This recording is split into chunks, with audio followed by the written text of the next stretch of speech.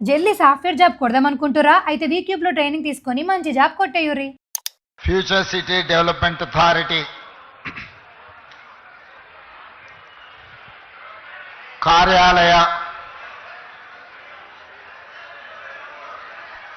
పునాది కార్యక్రమానికి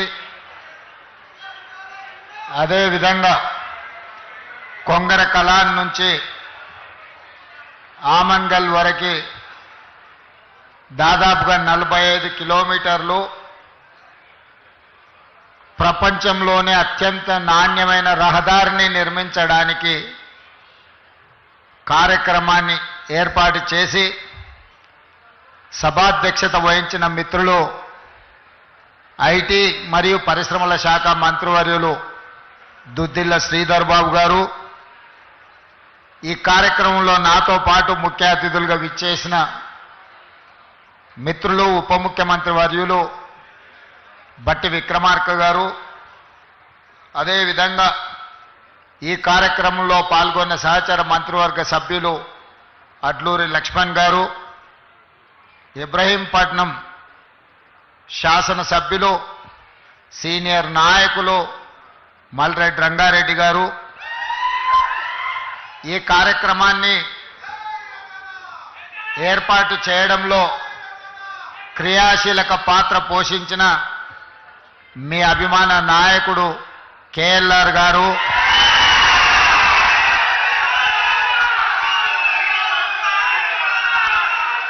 అదేవిధంగా ప్రభుత్వ సలహాదారులు, శాసన మండలి సభ్యులు, వివిధ కార్పొరేషన్ల చైర్మన్లు, మాజీ మున్సిపల్ మేయర్లు, ప్రభుత్వంలో వివిధ హోదాలలో పనిచేసిన ప్రజాప్రతినిధులు, అదేవిధంగా మున్సిపల్ అడ్మినిస్ట్రేటివ్ శాఖకు సంబంధించిన ఉన్నతాధికారులు, ఫ్యూచర్ సిటీ డెవలప్మెంట్ అథారిటీ ఉన్నతాధికారులు, ఈనాడు ఈ కార్యక్రమాన్ని విజయవంతం చేయడానికి విచ్చేసిన యువమిత్రులందరికీ కూడా దసరా శుభాకాంక్షలు తెలియజేస్తున్నా. విజయదశమి మనందరికీ విజయాలనే చేకూరుస్తుంది. ఇవాళ వాతావరణ శాఖ 4-5 రోజుల నుంచి హెచ్చరిస్తున్నది. విపరీతమైన వర్షాలు, ఎవరు బయటికి వెళ్ళకండి, ఈ వర్షాలు మొత్తం వ్యవస్థలను అన్నిటిని కూడా దిగ్బంధం చేస్తాయి. కానీ ఒక మంచి సంకల్పంతో, ఒక మంచి ఆలోచనతోటి ఈనాడు ఈ అభివృద్ధి కార్యక్రమాల ప్రారంభోత్సవం పెట్టుకుంటే వాతావరణం ఎంత అనుకూలంగా ఎంత గొప్పగా సహకరించిందో నాకు తెలిసి ఈరోజు ఉదయం కూడా వర్షం పడ్డట్టుంది. ఇక్కడ మీరందరూ ఇండ్లలో నుంచి బయలుదేరే ముందు వర్షం వస్తుంది, కార్యక్రమం ఏ విధంగా కొనసాగుతుందో అని మీరందరూ ఆందోళన చెంది ఉంటారని నేను అనుకుంటున్నా.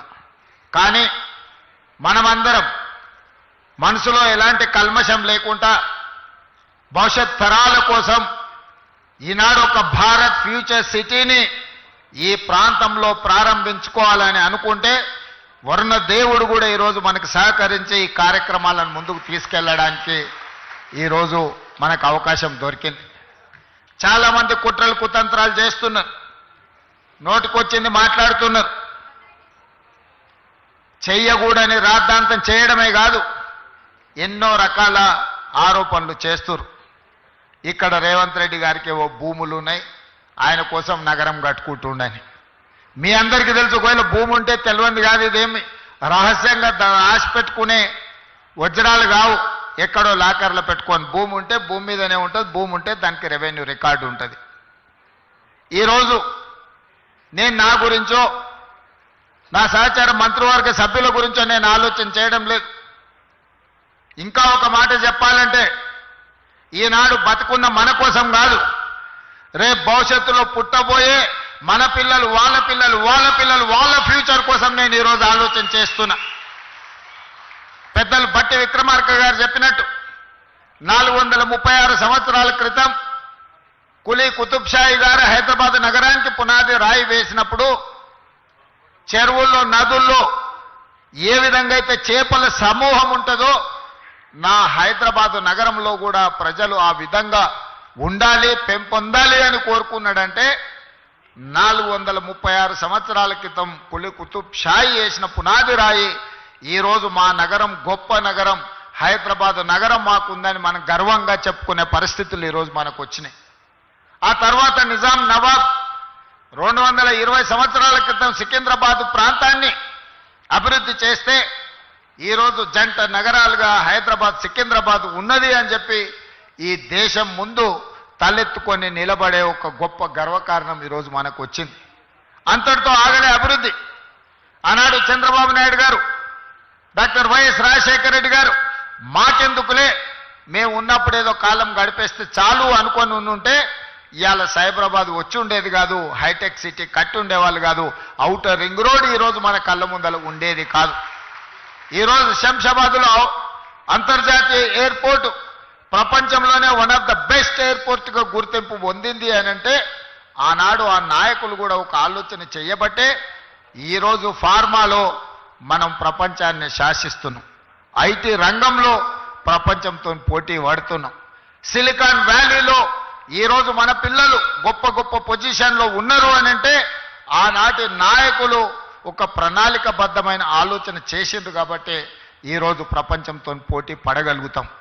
అందుకే మిత్రులారా, గతం నుంచి భవిష్యత్తుకు పునాదులు వేసుకోవాలి. గత అనుభవాలు మన భవిష్యత్తుకి ప్రయోజనకరంగా ప్రణాళికలు మనం రచించుకోవాలి. మరి కులి కుతుబ్ షాయి కావచ్చు, నిజాం ప్రభువులు కావచ్చు, లేదా ఉమ్మడి రాష్ట్రంలో ఉన్న ముఖ్యమంత్రులు కావచ్చు, వాళ్ళ నుంచి మనం నేర్చుకోవాల్సింది మంచి ఉంటే నేర్చుకోవాలి, అది మన భవిష్యత్తుకు పునాదులుగా మార్చుకోవాలి అన్నదే ఈరోజు ఈ వేదిక మీద ఉన్న నా సహచర మంత్రివర్గ సభ్యులు, మా శాసనసభ్యులు నా ఆలోచన. ఈరోజు భారత్ ఫ్యూచర్ సిటీ మన భవిష్యత్ తరాల కోసం, మన భవిష్యత్ తరాలు ఈరోజు మనము మాట్లాడితే మన వాళ్ళు అప్పుడప్పుడు మిత్రులు చెప్తుంటారు న్యూయార్క్ అద్భుతంగా ఉంటుంది. అవును, బాగానే ఉంటుంది న్యూయార్క్.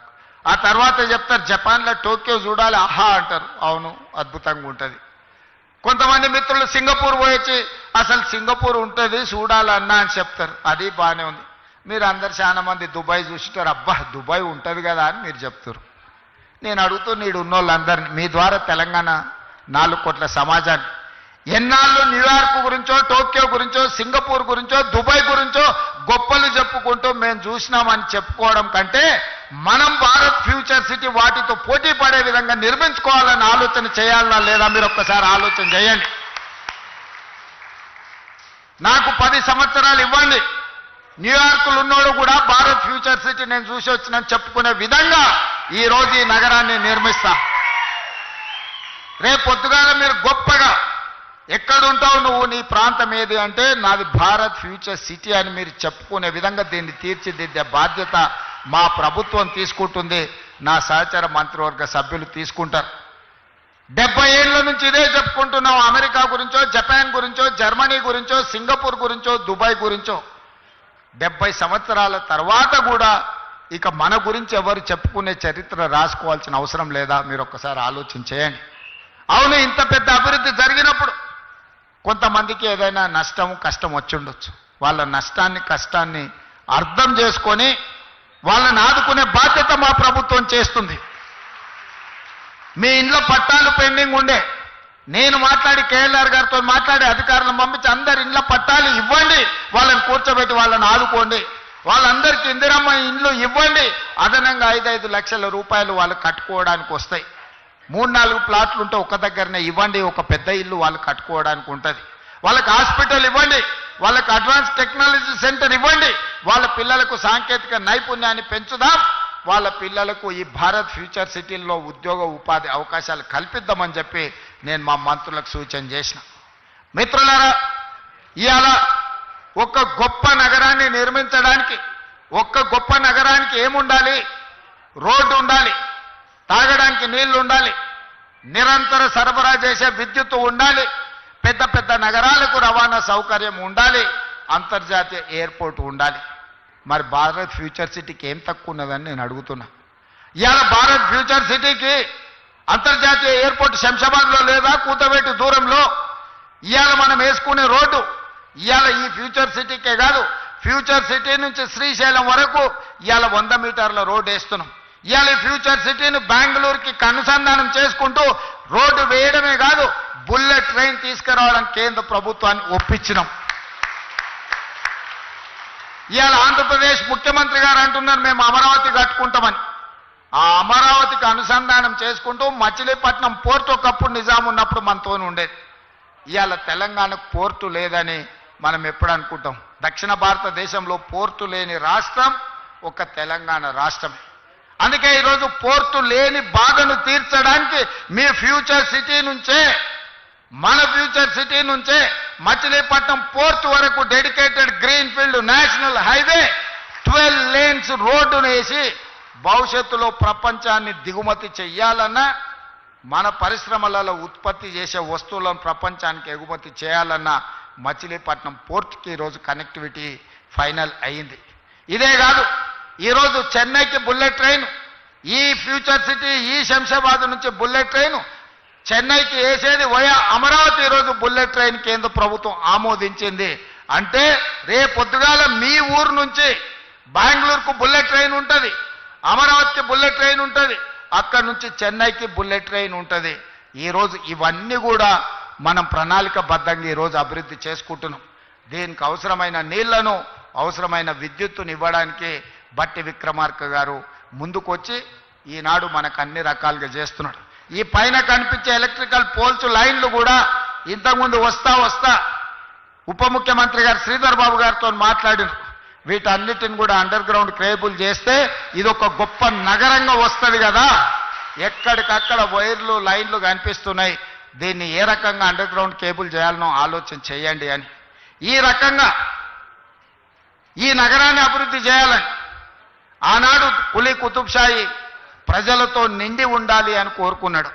కానీ నేనేం కోరుకుంటున్నా, భారత్ ఫ్యూచర్ సిటీలో అంటే ప్రపంచంలో 500 ఫార్చ్యూన్ కంపెనీస్ అని ఉంటాయి. అంటే ప్రపంచంలో అత్యంత ఉన్నతమైన అత్యధిక వ్యాపారాన్ని నైపుణ్యాన్ని ప్రదర్శిస్తున్న కంపెనీలను ఫార్చ్యూన్ 500 కంపెనీలు అంటారు. ఫోర్బ్స్ ఇండియా మ్యాగజైన్ లాంటి వీటిని అన్నిటినీ లెక్కగట్టి అన్ని రకాలుగా గొప్ప కంపెనీలను ఫార్చ్యూన్ 500 కంపెనీలు అంటారు. ఇప్పటి వరకు మన నగరంలో 85 మాత్రమే ఉన్నాయి ఆ ఫార్చ్యూన్ 500 కంపెనీలలో. రాబోయే 10 ఏళ్లలో నా లక్ష్యం ఫార్చ్యూన్ 500 కంపెనీలు భారత్ ఫ్యూచర్ సిటీలో ఉండాలి. ప్రపంచంలో ఉండే ప్రతి కంపెనీ, గొప్ప కంపెనీ ఫ్యూచర్ సిటీలో ఇన్వెస్ట్మెంట్ పెట్టే విధంగా ఫార్చ్యూన్ 500 కంపెనీలను మీ గ్రామానికి, మీ ఊరికి తీసుకొచ్చి ఇదొక పెద్ద గొప్ప నగరంగా తీర్చిదిద్దే ప్రణాళికలు ఈరోజు మన ప్రభుత్వం చేస్తుంది. అందుకే మిత్రులారా, ఇందులో సహకరించండి. చిన్న చిన్న సమస్యలుంటే పరిష్కరించుకుందాం. కోర్టుకెళ్ళి సంవత్సరాల కొద్దీ తిరిగి అడ్వకేట్ల ఫీజులు ఇచ్చి రావాల్సిన నష్టపరిహారం మనకు రాకుండా పోతే ఈ ప్రాంతంలో భూముల రేట్లు కూడా ఎక్కడికి పెరిగిపోతాయో తెలియదు. ఆనాడు కూడా మీకు వచ్చే నష్టపరిహారం తక్కువ వస్తే మీరు ఏమీ కొనుక్కోలేని పరిస్థితి వస్తుంది. అందుకే ప్రభుత్వం ఉదారంగా మిమ్మల్ని ఆదుకోవడానికి సిద్ధంగా ఉన్నది. మీతో కూర్చొని మాట్లాడుకుందాం. ఎవరో కోర్టు ఎందుకు, నేను కూర్చొని మీ సమస్యల్ని పరిష్కరించడానికి సిద్ధంగా ఉన్నా. నేను ఒక మెకానిజాన్ని ఎవాల్యూ చేస్తా. మల్రెడ్డి రంగారెడ్డి గారు, కేఎల్ఆర్ గారు సహకరిస్తున్నారు. అదేవిధంగా ఈ ప్రాంతంలో ఉండే ప్రజాప్రతినిధులను కూడా సహకరించమని నేను అడుగుతున్నా. వాళ్ళ సమస్యల్ని పరిష్కరిద్దాం. కోర్టులో చుట్లు తిప్పకండి. ఓ సినిమాలో చెప్తారు, కోర్టులో ఓడిపోయినోడేమో కోర్టులోనే ఏడుస్తాడంట, కోర్టులో గెలిచినోడు ఇంటికి వచ్చి ఏడుస్తాడంట.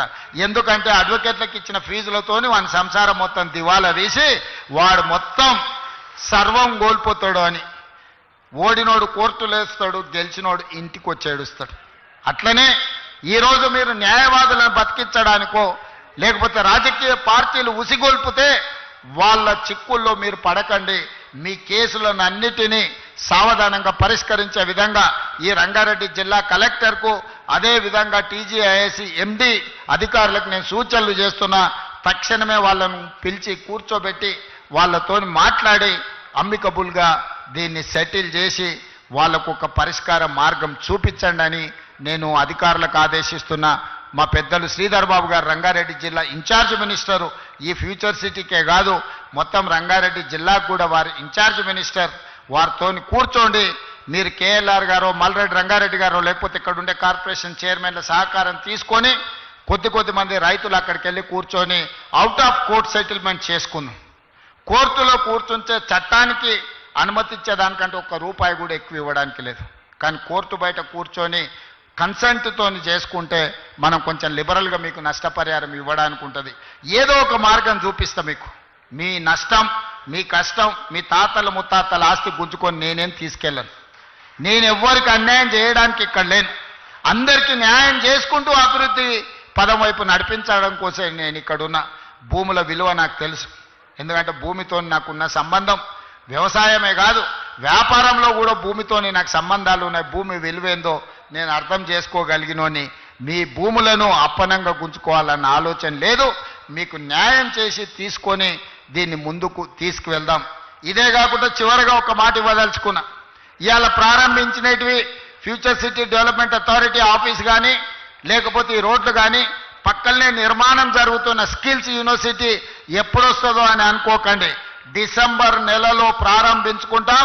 నెలకు 3 సార్లు నేను వచ్చి ఇక్కడనే కూర్చుంటా. ప్రపంచంలో ఏ గొప్ప కంపెనీడు పెట్టుబడులు పెట్టాలని నన్ను కలవడానికి వస్తే సచివాలయంలో కాదు, ఫ్యూచర్ సిటీ డెవలప్మెంట్ అథారిటీ ఆఫీస్లో నేను కూర్చుంటా. ప్రపంచాన్ని ఇక్కడికే రప్పిస్తా. మీ సోదరుడు తెలంగాణ ముఖ్యమంత్రి డిసెంబర్లో ఇక్కడి నుంచే కార్యక్రమాలు చేపడతాడు. అదేవిధంగా నెలకు 4 సార్లు మా ఉప ముఖ్యమంత్రి గారిని, మా శ్రీధర్ బాబుని ఇక్కడ వచ్చి కూర్చొని కార్యక్రమాలు నిర్వహించాల్సిందిగా వారిద్దరు కూడా నేను సూచన చేస్తున్నా. మనం ఉంటే వ్యవస్థలన్నీ ఇక్కడికి వస్తాయి. వ్యవస్థలన్నీ ఇక్కడికి వస్తే ఈ సమస్యల్ని పరిష్కరించడానికి అవకాశం ఉంటుంది. చివరగా ఉప ముఖ్యమంత్రి గారికి ఒక సూచన, ఇద్దరికి, శ్రీధర్ బాబు గారికి వారికి. శ్రీధర్ బాబు గారు 10 ఎకరాల భూమి సింగరేణికి అలాట్ చేయండి ఇందులో. అదేవిధంగా బట్టి గారికి నా సూచన, సింగరేణి కార్పొరేట్ ఆఫీస్ ఇక్కడ మీరు నిర్మించండి. దాంతో సింగరేణి గ్లోబల్ ఆఫీస్ని మీరు ఇక్కడ నిర్మించండి. 10 ఎకరాల స్థలం శ్రీధర్ బాబు గారు అలాట్ చేస్తారు. అధికారులకు కూడా నా సూచన, రేపు క్యాలెండర్ డేట్ తిరిగే లోపల 10 ఎకరాల భూమి సింగరేణికి అలాట్ చేయండి. సింగరేణి గొప్ప ఆఫీసు 60-70 వేల కార్మికులకు సంబంధించి ప్రపంచంలో వివిధ రాష్ట్రాలలో వ్యాపారాలు నిర్వహిస్తున్న సింగరేణి ఆఫీస్, గ్లోబల్ ఆఫీస్ ఇక్కడికి వస్తే ఇమ్మీడియట్గా కట్టాల్సిందే. కట్టడం కోసమే ఇస్తున్నాం. కండిషన్ అదే పెట్టాలి శ్రీధర్ బాబు గారు. అలాట్మెంట్లో సంవత్సరం తిరిగే లోపల ఆఫీస్ పూర్తి కావాలి. కరెక్ట్గా ఇది సెప్టెంబర్ కదా, వచ్చే డిసెంబర్ 2026 డిసెంబర్ లోపల ఆఫీస్ పూర్తి చేసి ప్రారంభించుకోవాలి. ఆ ఒప్పందం ప్రకారమే వారికి 10 ఎకరాల భూమి కేటాయించండి. సింగరేణి ఆఫీస్ కూడా ఇక్కడనే నిర్మించుకుందాం. స్కిల్ యూనివర్సిటీనే కాదు, భవిష్యత్ కార్యక్రమాలన్నిటిని కూడా ఇక్కడి నుంచే తీసుకుంటాం. దీని మీదనే మన భవిష్యత్ తరాల యొక్క భవిష్యత్తు ఆధారపడి ఉన్నది. దీనికి సహకరించి ముందుకు తీసుకెళ్తున్న ప్రతి ఒక్కరికి మనస్ఫూర్తిగా అభినందనలు తెలియజేస్తూ సెలవు తీసుకుంటున్నా. ధన్యవాదాలు మిత్రులారా.